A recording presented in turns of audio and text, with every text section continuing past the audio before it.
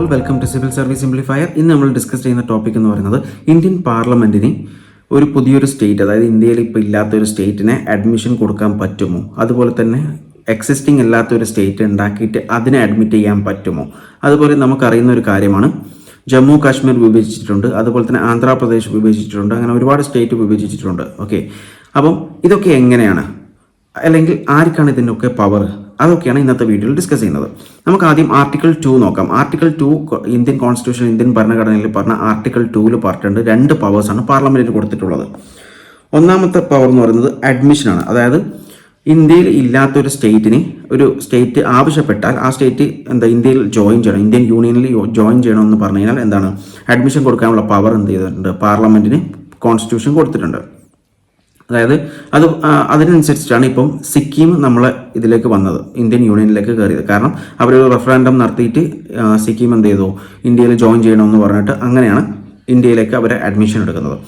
ഇനി രണ്ടാമത്തെ പവർ എന്ന് പറയുന്നത് establishment of A new States. അതായത് ഒരു ടെറിട്ടറി എടുത്തിട്ട് ആ ടെറിട്ടറിയിൽ ആരും ക്ലെയിം ചെയ്തിട്ടില്ലെങ്കിൽ ആ ടെറിട്ടറി ചെയ്യാം, ഇന്ത്യക്ക് അതൊരു സ്റ്റേറ്റ് ആക്കി എടുത്തിട്ട് ഇതാക്കാം. പക്ഷേ അതിന് ഇപ്പം ഇത് ഇന്ത്യൻ ലോ ആണ്, പക്ഷേങ്കിൽ ഇന്റർനാഷണൽ ലോസ് വരുന്നുണ്ട്. അപ്പോൾ അതും കൂടി കൺസിഡർ ചെയ്യണം ഇത് ചെയ്യുമ്പോൾ. ഓക്കെ, അതായത് എക്സിസ്റ്റിംഗ് അല്ലാത്തൊരു സ്റ്റേറ്റ് ഉണ്ടാക്കിയിട്ട് അതിനെ ഇന്ത്യയിലേക്ക് ജോയിൻ ചെയ്യുമ്പോൾ അതിൻ്റേതായിട്ടുള്ള ലീഗൽ ആയിട്ടുള്ള ഇന്റർനാഷണൽ ലോസും കാര്യങ്ങളൊക്കെ വരും. ഈ 2 പവേഴ്സാണ് ആർട്ടിക്കിൾ 2 പ്രകാരം കൊടുത്തിട്ടുള്ളത്. ഇനി ആർട്ടിക്കിൾ 3 ആണ് നമ്മളുടെ ഇപ്പം എക്സിസ്റ്റിംഗ് ആയിട്ടുള്ള ഇവിടെ ഉള്ള സ്റ്റേറ്റ്, ഇന്ത്യൻ യൂണിയനിൽ ഓൾറെഡി ഉള്ള സ്റ്റേറ്റ്സ് അല്ലെങ്കിൽ യൂണിയൻ ടെറിട്ടറി എങ്ങനെയൊക്കെ ചേഞ്ച് ചെയ്യാൻ പറ്റും എന്ന് പറയുന്നത് ആർട്ടിക്കിൾ 3 നമുക്കത് എന്തൊക്കെയാണെന്ന് നോക്കാം. ആർട്ടിക്കിൾ 3 പാർലമെന്റിന് പവർ കൊടുത്തിട്ടുണ്ട്. ബൈ ലോ ഉണ്ടാക്കണം, ഇത് എന്തെങ്കിലും അൾട്ടർ ചെയ്യണമെങ്കിൽ. അതായത് അൾട്ടർ ചെയ്യുകയെന്ന് വെച്ചാൽ എങ്ങനെയൊക്കെയാണെന്ന് വെച്ചാൽ പുതിയൊരു സ്റ്റേറ്റ് ഉണ്ടാക്കാം. എങ്ങനെയാണെന്ന് പറയുന്നത് separation of territories from any state.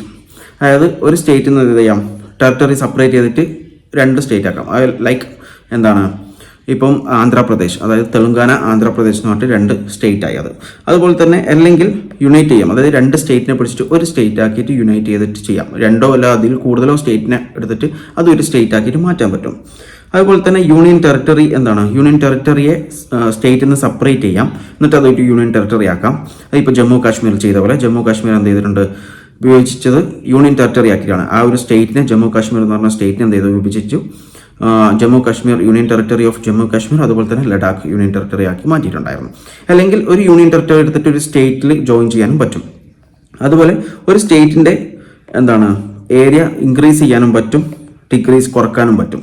അതുപോലെ തന്നെ ബൗണ്ടറീസ് അൾട്ടർ ചെയ്യാം, അതിനും പ്രശ്നമില്ല. അതേപോലെ നെയിം ചേഞ്ച് ചെയ്യാം, അതൊക്കെ പാർലമെന്റിന്റെ ഡിസ്ക്രിഷണറി, അതായത് അവർക്ക് എപ്പോഴാണ് തോന്നുന്നത് അതുപോലെ ചെയ്യാം. ഇനി ഇതിന്റെ മെക്കാനിസം എന്താണ്, ഇത് പാർലമെന്റ് മാത്രം തീരുമാനിച്ചാൽ മതിയോ, അതൊക്കെയാണ് ഇനി നോക്കുന്നത്. ഓക്കെ, ഇതിന്റെ പ്രോസസ്സ് എങ്ങനെയാണ് ഈ പരിപാടി.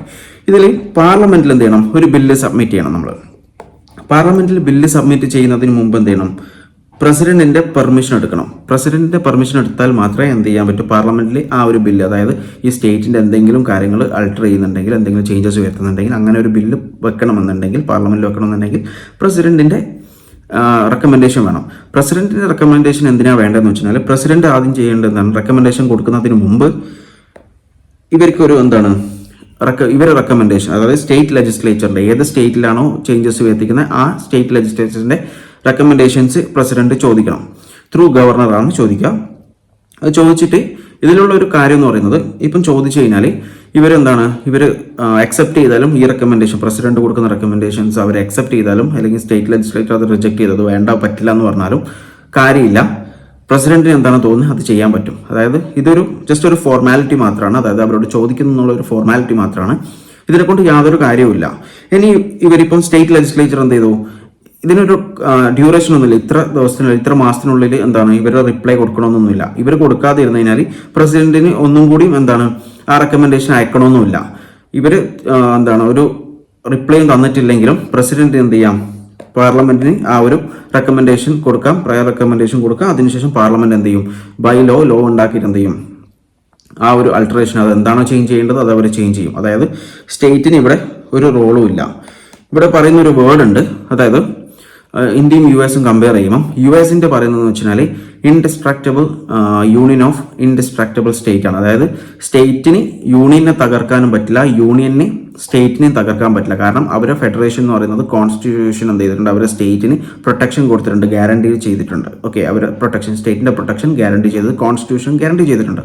അതുകൊണ്ടാണ് സ്റ്റേറ്റിന് യൂണിയനും പൊളിക്കാൻ പറ്റില്ല, യൂണിയനും സ്റ്റേറ്റിനും പൊളിക്കാൻ പറ്റില്ല. എന്നാൽ ഇന്ത്യൻ്റെ ഇതിൽ നോക്കിയാൽ ഇന്ത്യയിൽ അത് പറയുന്നതെന്ന് വെച്ചാൽ indestructible union of destructible state ആണ്. അതായത് യൂണിയനെ സ്റ്റേറ്റിന് തകർക്കാൻ പറ്റില്ല, പക്ഷെങ്കിൽ സ്റ്റേറ്റിന് യൂണിയനെ തകർക്കാൻ പറ്റും. അതായത് സെൻട്രൽ ഗവൺമെന്റിന് യൂണിയൻ സ്റ്റേറ്റിനെ തകർക്കാൻ പറ്റും.